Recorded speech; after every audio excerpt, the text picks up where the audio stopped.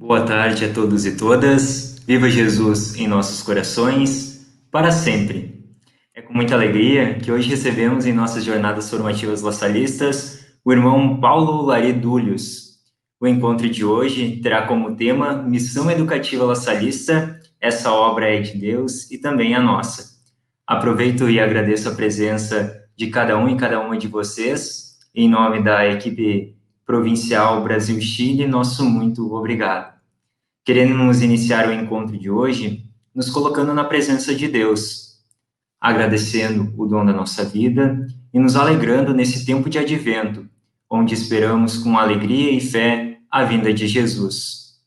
Como prece para a oração de hoje, queremos colocar todas as pessoas que passam por dificuldades neste tempo de pandemia e pedimos que possamos ser sinal de luz e esperança na vida dos nossos irmãos, principalmente daqueles que mais necessitam.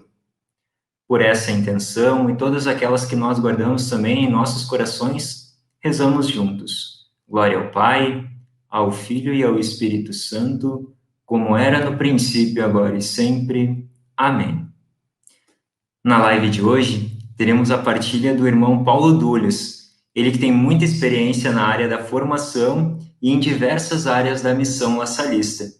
Durante a fala do irmão Paulo, que terá em duração média de uns 40 minutos, façam suas perguntas e seus comentários no chat do YouTube, pois após a fala do irmão, iremos abrir um diálogo a partir de algumas perguntas vindas do chat. Lembramos também que o formulário de presença desse encontro se encontra aqui no link da descrição do vídeo. Basta acessá-lo e preenchê-lo a fim de comprovação e certificação. Qualquer dúvida sobre este assunto, podem encaminhar um e-mail para formação.provincia@lasalle.org.br. Para quem não conseguiu acompanhar as últimas lives e as últimas formações que estão aparecendo aqui na tela, né, nós tivemos desde junho, então, algumas lives, junho, julho, setembro, agosto, enfim, tivemos, então, essas últimas lives. Podem acessar o canal do YouTube, que também está aqui o link na descrição desse vídeo, e aproveitar todos esses conteúdos e todas essas formações. Bom, nós temos a honra de ter conosco hoje, neste momento formativo, a presença do secretário de formação do Instituto dos Irmãos das Escolas Cristãs, para conduzir este momento, compartilhando tantas experiências e um olhar global sobre as diversas realidades da missão em todo o Instituto. Farei uma breve leitura, bem resumida mesmo, do currículo do irmão Paulo, pois é um currículo cheio de grandes experiências e formações.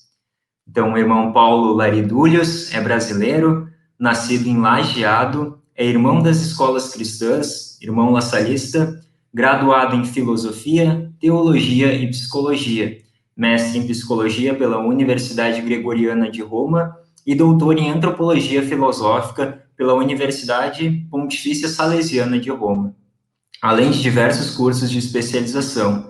Possui muitas experiências dentro da missão laçalista, atuando como professor, passou grande parte da vida colaborando na área da formação dos irmãos e leigos. Foi coordenador do curso de teologia em Canoas, membro da equipe de reflexão psicológica e da equipe interdisciplinar da Conferência dos Religiosos do Brasil, a CRB, coordenação de cursos de formação de formadores para a vida religiosa no Brasil e em Roma, e possui diversos escritos nas áreas do fenômeno religioso e dos símbolos, vida religiosa, teologia, Bíblia, psicologia, sociologia, antropologia filosófica e cultural, filosofia, espiritualidade e educação. Atualmente vive em Roma como integrante do secretariado de formação do Instituto. O irmão Paulo Dúlios irá conduzir a nossa 7ª live das Jornadas Formativas Laçalistas. Somos todos convidados a apreciar esse rico momento. Seja muito bem-vindo, irmão Paulo, a palavra é toda sua.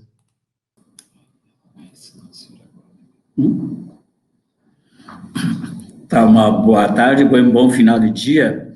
Eu agradeço, sim, essas palavras tão elogiosas, mas também me alegro que aqui na província se tenha esse momento de formação e, sobretudo, de acesso aquilo que nós fazemos com amor, que é a formação humana e cristã dos jovens.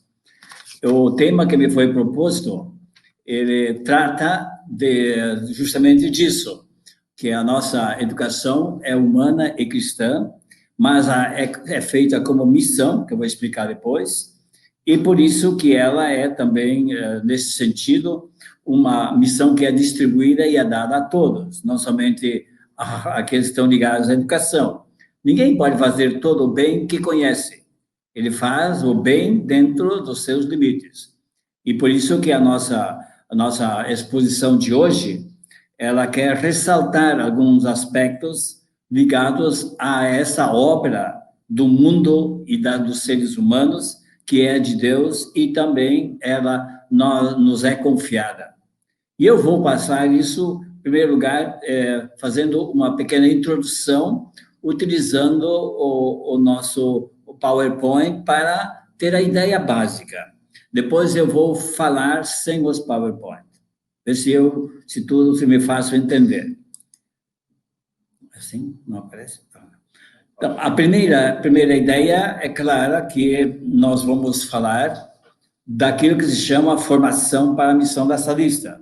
Evidente que nós nos integramos na grande formação de Deus. Eu acho que o título dessa nossa apresentação é Missão Educativa da Salista, obra que é de Deus e também que é nossa. Então, esse é o fundo sobre o qual eu vou conversar hoje. Mas eu vou passar umas ideias básicas para que todo mundo possa acompanhar e seja mais fácil depois eu falar sem usar também os slides. Acho que é claro que a obra é de Deus e se torna nossa na medida em que vivemos em Deus e agimos a partir dele. E depois vou colocar isso bem claro, que o nosso mundo ou é de Deus ou não tem sentido nenhum. Vive um lugar de desespero, mas é de Deus. Então, também Deus é o que está interessado em melhorar o mundo. E nós nos associamos a ele. Somos colaboradores, administradores, mas não somos os donos. O mundo é de Deus e a ele tudo pertence. Nesse sentido, fica claro aquilo que estou querendo dizer. Né? E por isso que é importante também ter essa visão universal de que estamos integrados em toda a humanidade como uma responsabilidade sobre o mundo. Não é neutro isso. Nós somos administradores do mundo e colaboradores na tarefa de deixar o mundo segundo o desígnio de Deus. Então, essa é uma missão para todos os seres humanos. Para nós é facilitada essa responsabilidade porque nós sabemos algo sobre Deus e sabemos também algo sobre como viver em comunidade e associados. Para isso, o que Deus quer de nós? Deus nos quer livres, responsáveis e felizes.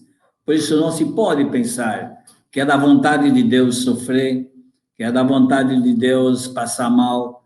Ele nos quer livres, responsáveis e felizes. E se o mal existe, como falaremos depois, é porque Deus nos fez livres e também não nos fez como uma marionete que é coordenada por uma força estranha. Mas também nós somos responsáveis. Entre a relação entre liberdade e responsabilidade é que aparece a realidade do mal, que nós podemos falar depois. E quem é que nos ajudou a entender bem o que é Deus? E é o próprio Jesus Cristo. Ele veio se encarnar para dar umas ideias muito melhores sobre Deus, para nos dizer que Deus é um Pai criador e sustentador da vida, e que é um Deus que é amor, luz, verdade, liberdade, misericórdia, bondade e compaixão. Vamos falar um pouquinho depois que, às vezes, em momentos difíceis da humanidade, tende-se a recorrer a imagens de Deus que são até contra a vida, ou para delegar a ele as desgraças, ou para invocá-lo, ou para dizer que ele está ausente do mundo. Isso são nossas linguagens. Isso não é a linguagem de Deus. E Jesus nos veio revelar um Deus próximo. Não existe nenhuma religião no mundo, diferente do cristianismo, que faz com que seu próprio Deus esteja próximo. Não tem nenhuma. Nós temos o Jesus encarnado. E em vez de dizer que Deus está nas nuvens, vamos dizer que nós estamos dentro de Deus. E que Deus está dentro de nós. E Ele nos chama a sermos filhos e filhas por parte de Deus que é Pai. E entre nós somos irmãos e irmãs, que são traços de proximidade e fraternidade. A ideia de filho não é porque que somos distantes do Pai, mas é para dizer que estamos próximos dele. A consciência da mediação e colaboração com Deus e a opção pela mesma causa faz de nossa vida e nossa atividade uma missão. Essa é a ideia básica da minha intervenção de hoje. Missão não é profissão. Missão também não é sair de casa e ir em lugares distantes. Mas missão significa associar-se com Deus. A primeira missão é de Deus. Ele que está interessado na salvação do gênero humano. Então, quando é que nós fazemos de nossa atividade uma missão? Quando nós nos colocamos no lugar de Deus e temos consciência de que Deus é o que nos envia. Isso é muito claro. E a ideia de que Deus é um Deus da missão, isso já está definido há muito tempo, inclusive é de origem de uma das reuniões das religiões protestantes na Alemanha, uns anos passados, 1952. Então, agora, por que a ideia de missão às vezes está ligada ao mal? Porque a sobrevivência é a maior força motivadora para nosso agir. Todos nós queremos sobreviver e às vezes eliminamos outros porque achamos que eles nos atrapalham a felicidade, a sobrevivência, a real ou fantasiada. Existe por isso que as possibilidades positivas e negativas de sobreviver. E, em todo caso, até que ponto nós vamos descobrir que os outros não são contra a nossa sobrevivência? E até que ponto eles vão descobrir que nós estamos a favor dos outros, e os outros a favor de nós, para nos melhorarmos? Isso é uma questão de criar uma atitude resultante de experiências e também de uma educação. Em geral, a luta pela sobrevivência faz com que procuremos também, então, egoísmos e altruísmos. A ideia de hoje, que se vê hoje muito, é que situações como a nossa dão uma forte tendência ou ao egoísmo ou ao altruísmo, e as pessoas lutam também por uma sobrevivência própria ou do seu grupo. E como nós vamos ver depois, guerras e mais guerras surgiram para sobreviver. Por isso que é importante o papel da unidade, da comunidade, da fraternidade, inclusive como o Papa falou. Porque com unidade se garante a sobrevivência de todos, mas com sentido de vida. A comunidade é para apoiar-se mutuamente, para achar razões para viver e para ser feliz. E a fraternidade significa que não vamos lutar em competições, mas porque somos muito semelhantes e amigos uns dos outros. Deus nos quer livres e felizes, mas uma felicidade subjetiva e objetiva. Sobre isso eu quero falar depois. Porque a felicidade subjetiva, ela se refere à forma pela qual nós gostamos e queremos nos sentir bem e em unidade com os outros. Sentir. Isso é uma felicidade subjetiva. E a felicidade objetiva significa como nós queremos viver, com quem e de que maneira. Se somos aceitos, se somos acolhidos, todos nós queremos viver dessa forma objetiva. Mas isso significa trabalhar e viver a partir de certos valores, como vamos colocar depois, que estão ligados ao Evangelho. A cultura e nós nela temos como fim satisfazer desejos humanos como viver, eliminar a dor, buscar o prazer e conviver.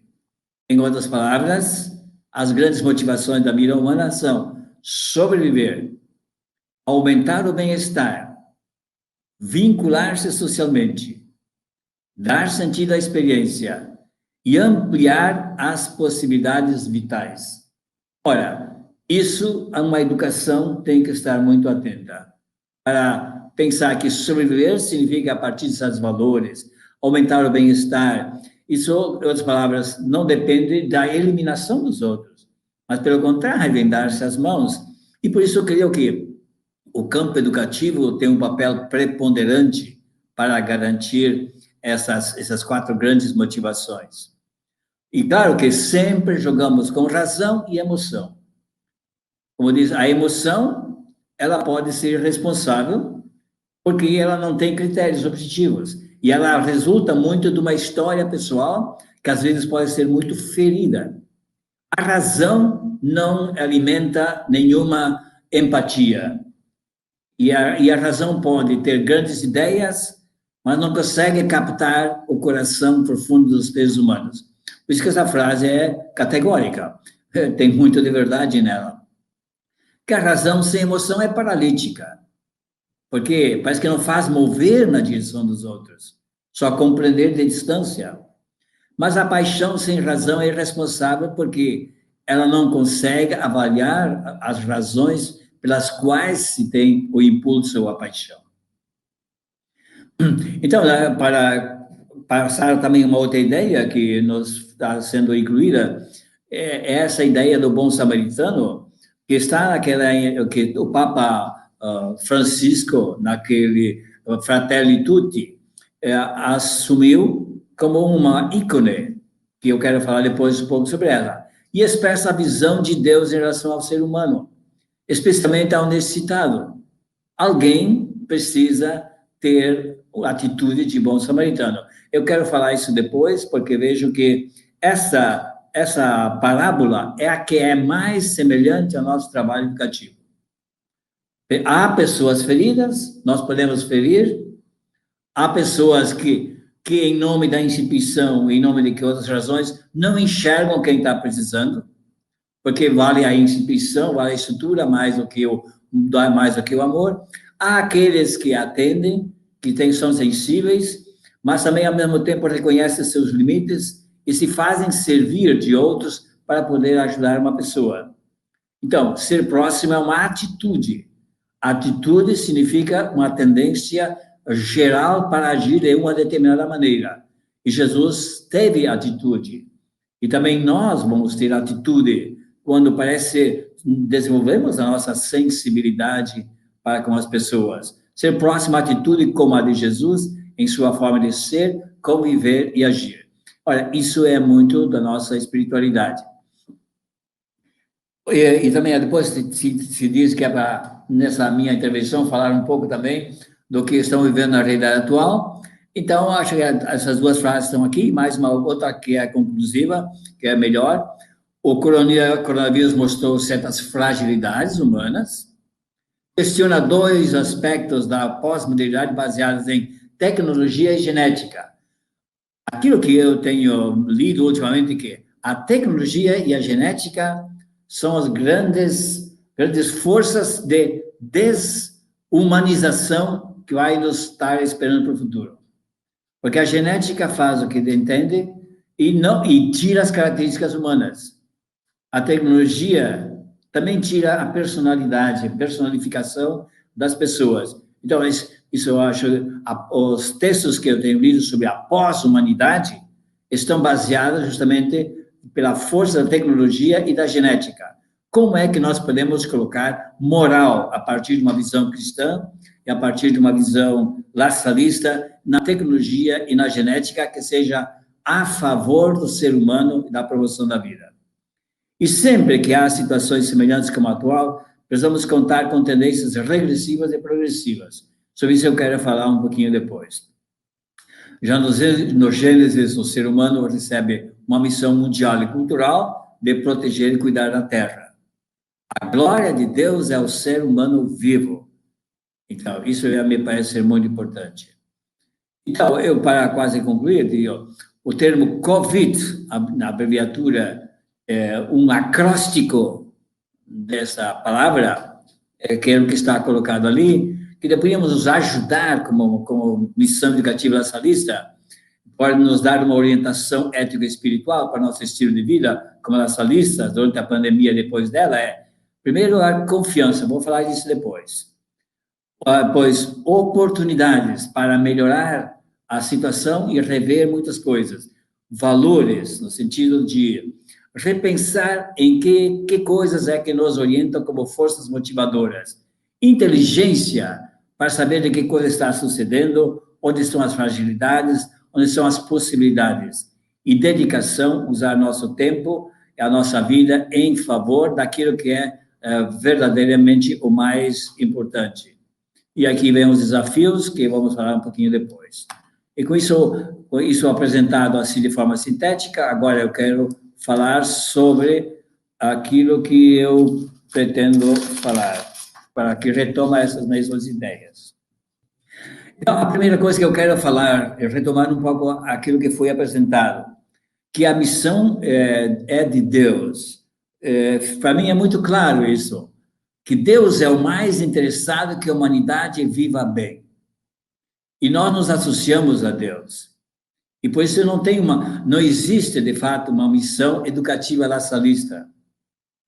Existe uma ação educativa de Deus em relação à humanidade e que Deus conta conosco. Deus conta com a igreja. A igreja está a serviço da missão de Deus. E não é ela que tem a missão. A igreja também conta com a nossa instituição lasalista. Para quê? Para que a ação e a missão de Deus seja realizada. E conta também com cada comunidade religiosa, com cada comunidade educativa, com cada um de nós. Para quê? Para que o mundo seja mais humano, seja melhor. Então, nós não podemos salvar o mundo, não podemos fazer tudo, mas podemos fazer alguma coisa, pelo menos não piorar aquilo que já está mal. Então, missão significa exatamente essa questão. Por isso que, como eu dizia no começo, missão significa tomar um pouco a ideia que Deus tem sobre a humanidade, sobre os seres humanos, sobretudo os frágeis, e essa ideia, fazermos nós essa mesma ideia. Assumirmos nós ela como ponto central. E por isso que, na verdade, a missão é uma das expressões do amor. Do amor que nos vem de Deus, do Deus que nos criou e do Deus que nos mantém vivos, e ao mesmo tempo esse Deus pede que nós sejamos mediadores dele nesse trabalho que está nos sendo pedido. Então é um mandamento amar. Na verdade não existe vocação, não existe outras coisas mais sérias. O que existe por parte de Jesus, amai-vos uns aos outros como eu vos amei. Então é um mandamento amar. Então o que nós vamos nos perguntar é como vai se expressar o amor. Eu tenho capacidade de amar, de querer bem de fato. E se não consigo, onde é que está o problema? Quem é que nos feriu primeiro para nós não querermos amar suficientemente? Por isso que, se Deus é o Criador, então nós podemos também pensar, mas será que Deus é o Criador ou é o mundo? Bom, o mundo tem o seu processo evolutivo, e não é que ele está pronto. Deus colocou o mundo a nosso serviço, e Deus conta conosco. Então não existe essa ideia de pensar que Deus não existe, e por isso o mundo podemos fazer o que bem entendemos. Isso nos leva ao desespero. Não há esperança no mundo se não tem uma pequena conexão com Deus.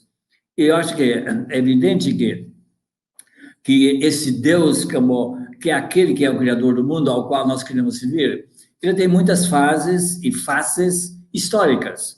Quando nós vamos um pouco para trás na Bíblia, nós sempre só enxergamos que Deus, no começo, naquela narrativa do mito do paraíso terrestre, lá Deus era um amigo de Adão. Mas, como se diz, isso é a ideia sobre Deus naquela época. Mas depois, a própria humanidade desenvolveu forças de poder, forças de agressão, e fez introduzir o mal. E com isso é evidente que depois se começou a aplicar isso também a Deus, dizendo que é um Deus que castiga, que Deus coloca no inferno, que Deus se arrepende, que Deus é o grande guerreiro. Isso todas são linguagens humanas aplicadas a Deus, mas não são de Deus. Então, o que nós vamos pensar mais é que Deus é aquele que Jesus nos falou dele, como sendo um Deus que é amor, que é luz, que é verdade, que é compaixão, que é bondade, que é atento, que está preocupado com a salvação e a promoção de todos. Como diz São Pedro, Jesus era aquele que passou pelo mundo fazendo bem a todos. E isso me parece ser muito importante. E Jesus é que mostrou para nós claramente que tipo de Deus é. Então, Deus é luz, Deus é amor e Deus é verdade. São João, nas suas cartas, fala sobre isso. Mas Deus nos criou livres, não como marionetes, mas como responsáveis. E todo mundo gostaria de liberdade, mas poucos querem responsabilidade. Viktor Frankl já dizia isso, que assim como existe no Ocidente uma estátua, um monumento à liberdade, devia haver no Oriente um monumento para a responsabilidade.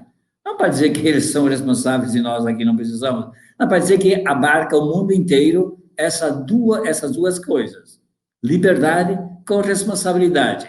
E claro que com a responsabilidade vão entrar valores, porque liberdade todo mundo deseja, mas precisamos pensar que Deus nos vai querer livres, nos vai querer a partir de certos valores que Ele vê como mais importantes. Então, afinal de contas, o que Deus quer quando Ele fala em missão? Deus quer a salvação de todos. Hoje em dia, em vez de salvação, nós vamos falar mais que Deus quer que vivamos como irmãos e como filhos dele. Então, La Salle falou também, repetindo São Paulo, que Deus quer a salvação de todos e cheguem ao conhecimento da verdade. Citando uma carta de São Paulo a Timóteo, capítulo 2, versículo 4. Então, se isso é assim, é evidente que nós podemos dizer que hoje em dia a salvação é diferente. Hoje em dia pensamos que salvação significa a promoção humana integral. E diante de Deus ninguém está excluído. Então, o que nós podemos fazer é aquela parte que as pessoas que nos são confiadas vão fazer bem com elas. Essa promoção da salvação, do desenvolvimento integral. Evidente que tem muito mal físico, psíquico e espiritual. Muitos precisam ser ajudados para crescer, e esse é o processo educativo. Mas também tem muitas forças que precisam ser sanadoras, curadoras da maldade, curadoras do erro, curadoras de todas as situações de maldade que existem no mundo. E quando Jesus chama apóstolos para o seguir, ele justamente diz para eles: eu quero que vocês estejam conosco, estejam comigo. Depois eu quero que vocês falem das experiências boas. E depois também quero que vocês expulsem demônios e curem os doentes. Porque os demônios naquela época simbolizavam o símbolo máximo do mal. Hoje em dia, eu acho que é evidente que também existem situações parecidas.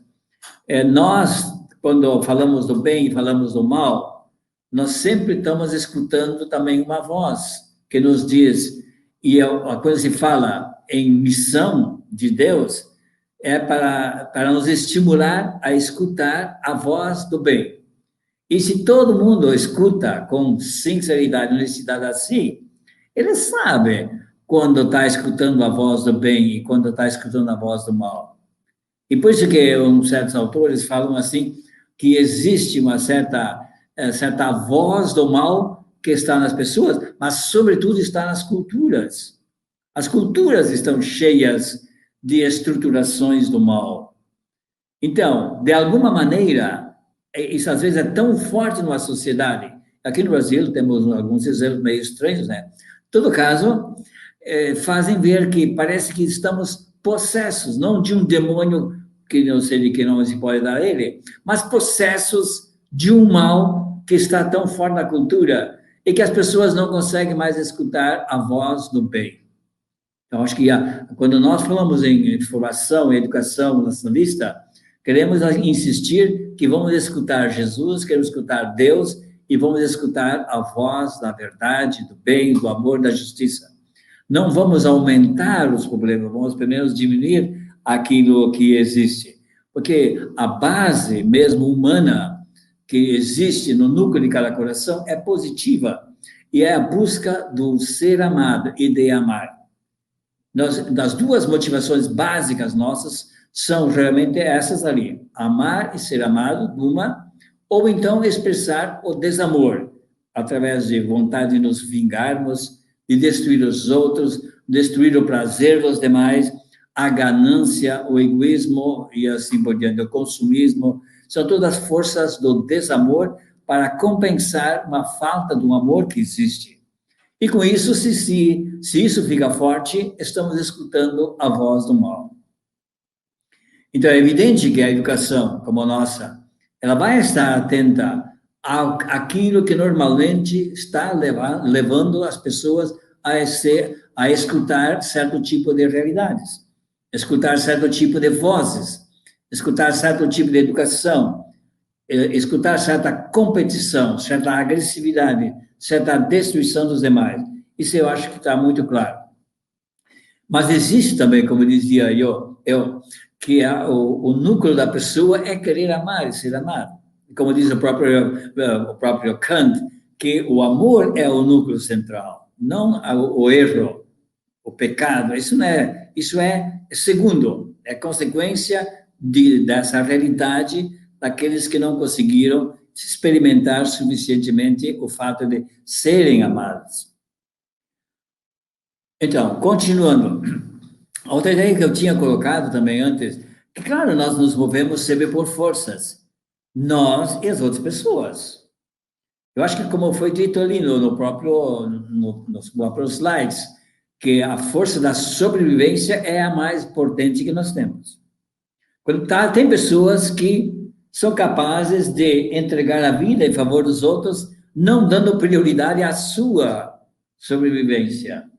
Há pessoas que se deixam matar em favor daqueles que eles estão defendendo, mártires assim e outros.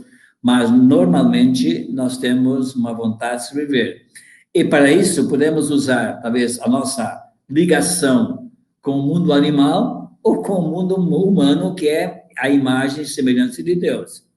Quando nós seguimos para a sobrevivência, talvez nossa dimensão mais material, ou mais humana, mais física, e quando essa área dessa realidade física está frágil no amor, nós vamos usar uma sobrevivência tipo animal, que tem que eliminar, que tem que tirar as chances, que tem que agredir, que tem que pensar só em si, pensar só no seu grupo.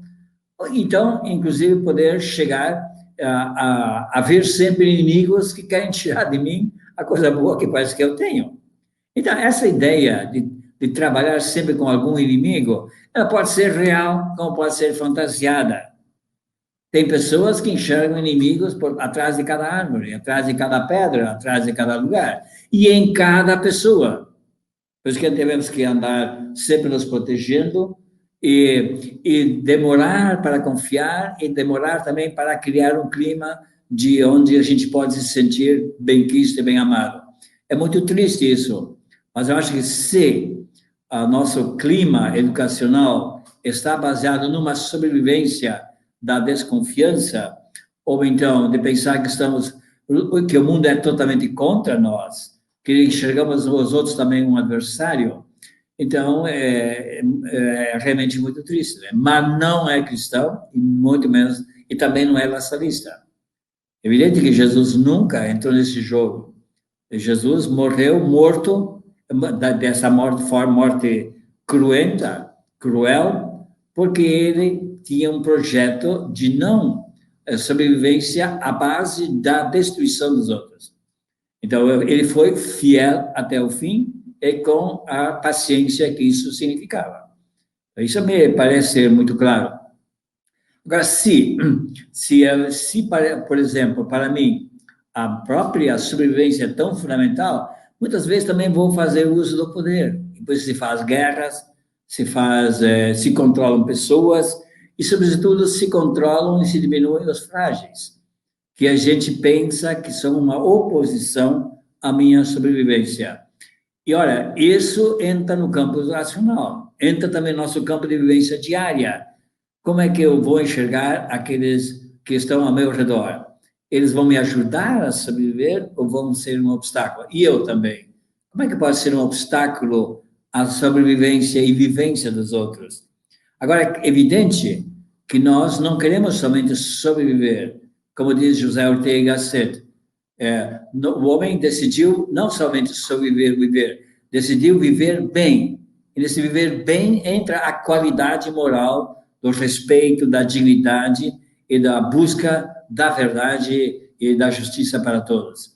Isso acho que é muito, muito interessante. Evidente que se nós vamos por esse lado, nós vamos também ver que a sobrevivência também está ligada à nossa busca de felicidade. Deus nos quer ver livres e felizes. São duas coisas características de Deus. Portanto, não vamos invocar nenhuma teoria ou não vamos invocar nenhuma desculpa para dizer que Deus nos quer escravos e Deus nos quer também infelizes, que o sofrimento é vontade de Deus. Não. Inclusive, quando no Evangelho se fala do reino de Deus, é porque naquela época o rei era o único livre. E por isso que o reino é de Deus, porque Deus nos quer todos livres. Isso é uma característica do ser humano. Só que ele também nos quer livres. E eu acho que é interessante pensar que existem dois tipos de felicidades. Uma felicidade é muito subjetiva e outra é objetiva. A subjetiva todos nós queremos. Como é que se podia entender uma felicidade subjetiva? É quando nós queremos nos sentir bem, porque existe em nós um amor, existe uma satisfação de vida, um bem-estar, sobretudo existe em nós paz. Ora, existem aquelas falsas felicidades individuais, que parece que são resultado de acumular coisas, de eliminar adversários, de usar a vontade de poder, mas ela é uma felicidade disfarçada, falsa, e ao mesmo tempo ela não é duradoura. Por que tantas pessoas que defendem a si e parece que têm que se sentir felizes porque eliminaram adversários, porque eles terminam mal? Porque é contra a verdade da felicidade. Então, a felicidade subjetiva significa isso. Nós queremos nos sentir bem. E é um direito que nós temos. Deus nos quer livres como todos. Então, numa comunidade educativa, num processo de relacionamento, todos nós, quando somos aceitos e temos sucesso no relacionamento, nos tranquilizamos e ficamos felizes. Essa é uma felicidade subjetiva. Existe também uma felicidade objetiva, que significa que nós queremos viver e viver bem, porque somos estimados, somos acolhidos, somos valorizados, temos um lugar onde somos respeitados e incentivados. Então, isso é uma felicidade que vem a partir de um contexto. Isso é a felicidade objetiva.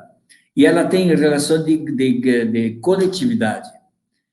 Na história, desde o início do cristianismo, a felicidade subjetiva está meio diluída com aquela objetiva. Jesus veio anunciar muito mais uma felicidade objetiva, a salvação de todos. O reino de Deus é para todos. Todos são convidados a participar do banquete. Então, isso mostra que Jesus era um ser humano, um filho de Deus encarnado, muito solícito a uma felicidade objetiva. Mas por que nós, hoje em dia, gostamos tanto da felicidade subjetiva? Porque naquela época também o pessoal esperava o final do mundo. E o final do mundo não veio. Então a própria igreja mudou o seu vocabulário. Em vez de falar do reino de Deus, começou a falar em reino dos céus. E como em vez de falar da salvação da humanidade, começou a falar da salvação de cada um. Cada um tem que chegar à salvação. E veio falar, então nós temos que chegar no céu, temos que nos salvar a alma, será? Tudo isso é verdade, mas não é o pensamento mais original do cristianismo, e nem da humanidade. E por isso que, em vez de insistir hoje, talvez sobre um Jesus de fim de mundo, que julga, que não sei o quê, ou então que insiste sobre certas obrigações, Jesus é entendido como aquele que faz a caridade. E ali estamos justamente voltando novamente à nossa felicidade objetiva. Eu quero insistir muito sobre isso, porque nós precisamos viver, e hoje Jesus Cristo é muito mais entendido como aquele da caridade objetiva e também da felicidade objetiva. E onde é que isso entra em nossa visão, nossa lista? Entra em que nós estamos baseados muito mais numa felicidade objetiva e não tanto subjetiva. Significa que vamos superar os egoísmos, os consumismos, aquele que nos defende a nós, em nome de uma verdadeira felicidade, que não é que na verdade é falsa, e vamos nos associar para que a causa do reino cresça para todos. Não podemos fazer tudo, mas podemos fazer uma boa parte, né? Nesse sentido, eu acho que é muito interessante. Também eu acho que fica claro que, ligado à sobrevivência, nós também queremos aumentar nosso bem-estar. Isso é um direito de todos. Não tem ninguém que pode proibir.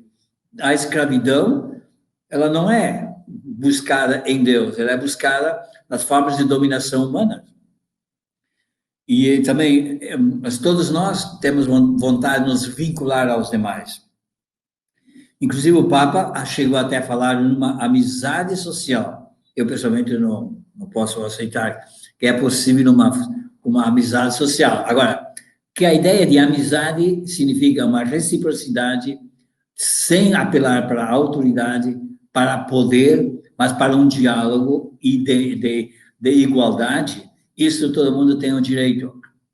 Só que isso é um relacionamento muito mais personalizado, que alguns desses traços pode haver muito bem em nossas comunidades educativas. Ao mesmo tempo, todos procuram um sentido de vida. Onde se busca? No nível físico, não vai encontrar. No nível psíquico, não vai encontrar. Ninguém vai encontrar o sentido de vida com sua profissão. Vai encontrar um sentido de vida quando a profissão fica missão. Porque aí se tem um sentido amplo por que fazemos as coisas. Isso é muito importante. Então, é evidente que, para poder encontrar um sentido da vida, vamos escutar a voz do bem, a voz que tem no nosso profundo coração, aquela voz que nos foi revelada por Deus, aquela voz que vem também de Jesus Cristo e que nos é estabelecida pela igreja, e uma parcela dessa voz de bondade, nós temos ela, na verdade, de João Batista de La Salle, ao escolher uma parcela da humanidade que merecia uma salvação mais digna. Isso todos nós estamos fazendo hoje. Isso parece ser muito importante. Evidente que o jogo de poder pode diminuir a nossa capacidade de fazer o bem, mas hoje em dia, todos nós sabemos que o jogo de poder é realmente fruto de uma falta de um amor mais verdadeiro, que é sentido, e por isso ele é vingado, ele é fixado no domínio dos demais. Isso é uma triste felicidade. Quer dizer, não vale a pena nós nos dedicarmos a isso. Claro, é evidente que Deus sempre nos deixa livres, mas Deus nunca nos deixa abandonados. Quando recorremos a Ele, sempre temos a Ele à nossa disposição. Eu tenho escutado muitos relatos de pessoas, sobretudo enquanto elas narram as dificuldades que eles tinham, e depois começaram a entrar em si e descobrir Deus, eles todos encontraram sempre Deus esperando por eles. Deus sempre está ali. Por isso que essa ideia de que nós estamos diante de Deus, não é ideia verdadeira, mas não é a melhor. Nós estamos dentro de Deus. E Deus está em nós, nosso profundo. O que nós vamos fazer é, de certa forma, viver de tal maneira e olhar as pessoas como Deus as olha. E porque, como se diz, quando eu olho as pessoas com os meus olhos, em geral, eu enxergo primeiro os seus defeitos.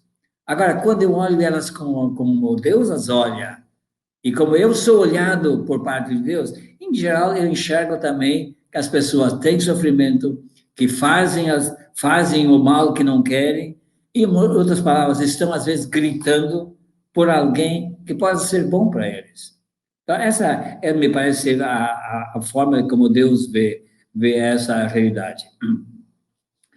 E passando... o que eu também queria dizer é que vocês viram que também tinha uma experiência, ultimamente fomos beneficiados sobre a missão de Deus com aquela encíclica Fratelli Tutti, do Papa Francisco. O que significa que o Papa quer dizer, olha, cada um deve sair do seu mundo pequeno e pensar as coisas para a humanidade. Ou nós salvamos juntos ou perecemos juntos. Mas não tem como um se salvar e destruir o outro.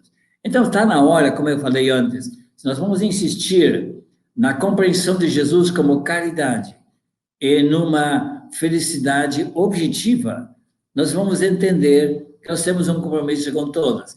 Então, estamos numa época histórica na qual estão sendo questionadas os preconceitos, as rejeições, as eliminações de grupos minoritários. Mas isso realmente é porque Deus nunca quis isso. Não tem ninguém que pode justificar a discriminação, a eliminação dos fracos. Evidente, como eu dizia, se vale só a tecnologia e a genética, vamos eliminar multidões. E eu não quero nem fazer referência a estatísticas, que se sabe como são eliminadas sem escrúpulos pessoas. Mas também todo mundo sabe que cada um tem uma dignidade enorme diante de si e diante de Deus. E o Papa também, como falei antes, usou o bom samaritano como uma espécie de ícone para dizer como é que Deus é em relação à humanidade. Evidente que quando a narração bíblica fala que, e a de Lucas, passou de Jerusalém para Jericó, segundo o evangelista Lucas, sair de Jerusalém sempre é piorar. Então, é evidente que a pessoa vai cair nas mãos de ladrões. Em geral, quando as pessoas estão frágeis, apresentam-se a elas pessoas que dizem que vão ajudar, mas a deixam pior. Então, é uma coisa muito triste isso, mas acho que nossa educação também os vemos. Mas quando a pessoa está frágil, parece que é aí que ela é mais explorada do que ela precisa ser explorada. Então, isso acontece, e tem muita gente que faz isso. Mas eu não quero insistir, somente quero dizer que essa ícone é muito dentro da nossa espiritualidade nacionalista. Segundo, também, outra imagem da Bíblia que é muito semelhante à nossa missão é aquela do bom pastor. Temos que ser bons para as pessoas, não que nós, seres humanos, não são ovelhas. Nós temos que dar atitudes de pastor para com os seres humanos, cuidar deles, proteger, levar a boas pastagens, quer dizer, a valores, a dignidade e assim por diante. Então, acho que isso mostra bem aquilo que é a nossa missão, pegar o lado saudável da vida e passar isso aos demais. Em nome de Deus, quando essa consciência é clara, é bom. Evidente que todos lutamos com as nossas fragilidades, lutamos com nossas dificuldades, nossos problemas afetivos. Evidente que isso é assim, mas nós podemos também superar. Alguma coisa podemos fazer. E como eu dizia também antes, quando em situações sociais críticas, como uma guerra, uma revolução, e agora com a pandemia, em geral, a humanidade, ou as pessoas, ou os grupos, tendem a duas direções. Uma é regressiva e outra é progressiva. O que é regressivo? Voltam a se isolar, a se desinteressar pelos outros, voltam aos seus lugares, elas compensam mais com comida, compensam mais com lazer, e outras coisas que parecem tiram elas da responsabilidade. Elas voltam a ser as criancinhas dependentes. Eu não quero dar exemplos maiores, mas todo mundo sabe. Ou então nós fazemos o seguinte, nós vamos aproveitar essa oportunidade para repensar muitas coisas. É fantástico aquilo que eu ouço no mundo, dizendo como há grupos e pessoas que estão à iniciativa de ajudar os outros. Então, a pandemia nos pode ajudar. E por isso que eu coloquei aquele acróstico que eu falei antes, que pegar a palavra COVID para saber que coisa se pode fazer. Se pode, primeiro, desenvolver confiança nas pessoas, confiança na tecnologia, confiança que, de fato, se quer resolver isso. Eu tenho escutado tanta visão apocalíptica a partir desse coronavírus, que tudo é feito para destruir a humanidade. Ou seja, isso é apocalíptico. O cristianismo não está baseado no apocalíptico, está baseado na escatologia, da vitória do bem sobre o mal, que a última palavra é a ressurreição e não é morte.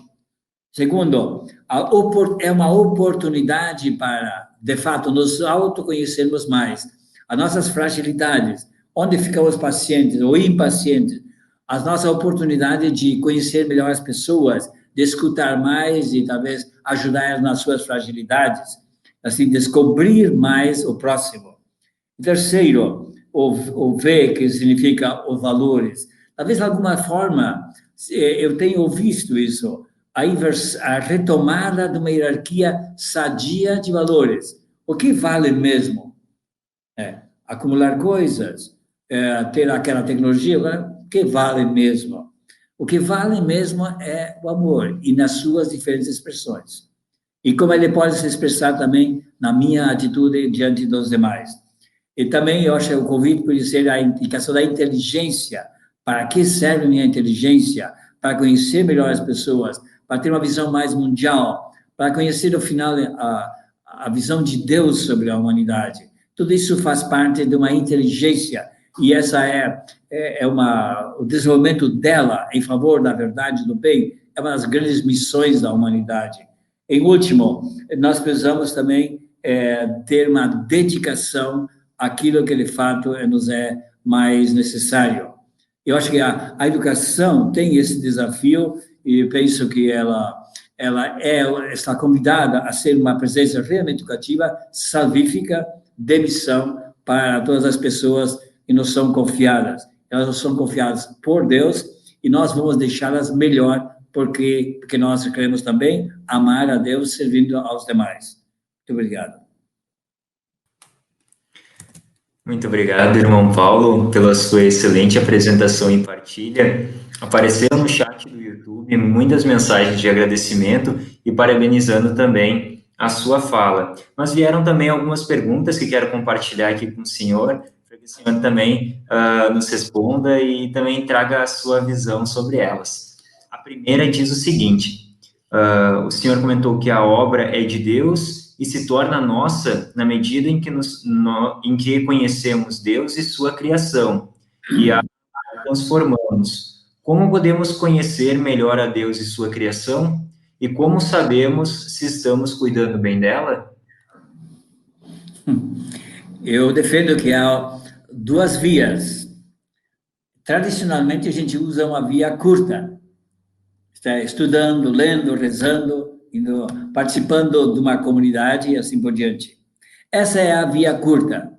E ela, hoje em dia, está um pouco, não digo em crise, mas está um pouco frágil.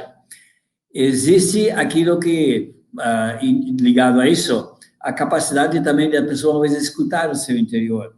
A via mais longa, para mim, significa que Deus vai ser reconhecido por pessoas humanas que têm características de Deus. Por exemplo, uma pessoa que é atenta aos demais, ajuda a ser boa, ela ajuda a aliviar a dor, ajuda, por exemplo, as pessoas que estão sofrendo, a gratuidade, a hospitalidade, o bem-querer. Então, a alegria por poder estar convivendo e poder ajudar, a responsabilidade, o cuidado. Isso é uma forma, não é indireta, é a via mais longa. Porque hoje em dia Deus não vai ser reconhecido, talvez, em uma prece ou não sei onde, ou uma doutrina. Ela vai ser mais reconhecida por pessoas que são semelhantes a Deus. Porque isso leva a pessoa a pensar: mas como é possível que ele seja desinteressado comigo, sem querer troca? Como é que é possível que ele possa me querer ajudar, sem pedir em troca? Como é que ele achou sentido para a sua vida e deseja o bem para mim? Então, essas perguntas fazem com que eu conheça Deus, mas, sobretudo, eu possa ter acesso a Ele porque sou parecido com Ele. Tá bom? Então, acho que esse é um desafio, mas todo mundo vai saber que quando ele tiver essas atitudes, ele internamente vai se sentir muito contente e muito feliz, porque se ele escuta o seu interior quando é gratuito, ele vai sentir ele como a primeira pessoa que tem a recompensa disso, mas é a forma de a via longa para chegar a Deus e sentir. Então, e temos mais uma pergunta aqui que fala o seguinte: como os educadores lasallistas podem fortalecer a convicção de que a nossa missão é obra de Deus e não apenas algo que fazemos de forma sistemática?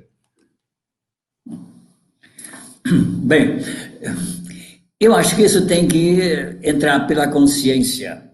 Quer dizer, a pessoa precisa começar a pensar bem, mas por que faz essa educação? Para ganhar dinheiro?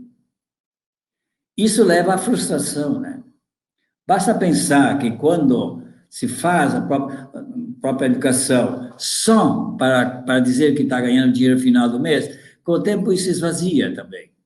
Agora, quando ele começa a sentir que ele está no lugar de um outro, que quer o bem da humanidade, como Deus quer, que quer amar, quer o bem dos outros, então é evidente que ele começa a sentir que ele é grande e é responsável porque ele está fazendo isso em lugar de Deus. Então, se lembrar disso é muito importante. Inclusive, nossa espiritualidade fala, lembremos-nos que estamos na santa presença de Deus.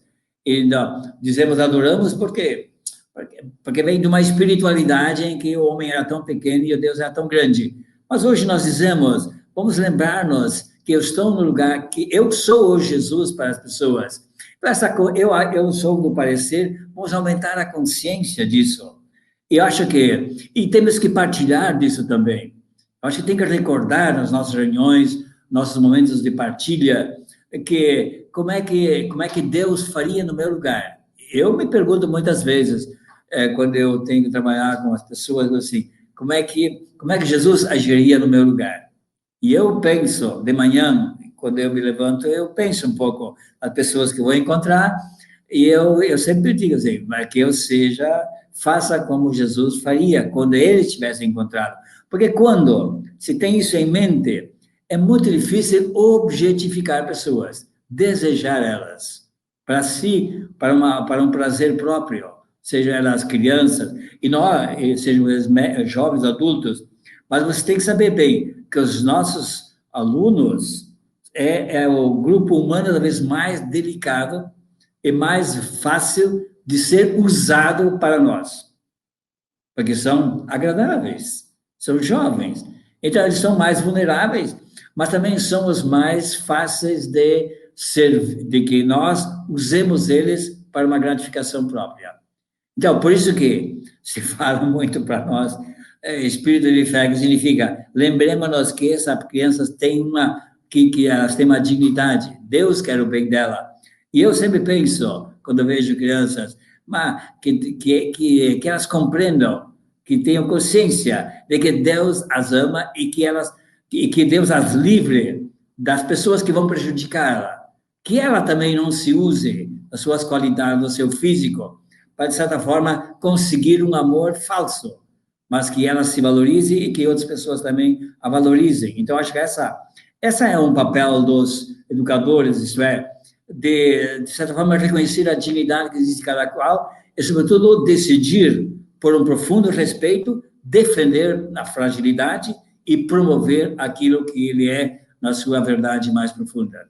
Isso eu iria um pouco por aquele lado. Bom? Muito obrigado, irmão Paulo, muito esclarecedor. E mais uma vez nós agradecemos e em nome da província Brasil-Chile queremos agradecer profundamente a sua disponibilidade por compartilhar tantos conhecimentos conosco. A sua fala ela nos inspira e nos motiva e fecha brilhantemente essa série de lives que tivemos durante o ano de 2020. Entretanto, eu lembro que as jornadas formativas elas não se encerram por aqui. A partir do próximo ano serão retomadas as jornadas formativas em cada comunidade educativa lasalista, iniciando nas jornadas pedagógicas do início do ano. Agradecemos também quem pôde participar conosco desses momentos formativos através das lives. Acredito que esses momentos nos fazem compreender a missão lasalista como um projeto de vida, nos tornando também responsáveis por ser memória e garantia do carisma. Irmão Paulo, agora finalizando, convido o senhor para deixar uma mensagem final para todos os laçalistas do Brasil e do Chile que nos acompanham nesse momento. Bom, eu acho que, em primeiro lugar, também quero agradecer a oportunidade que eu tive.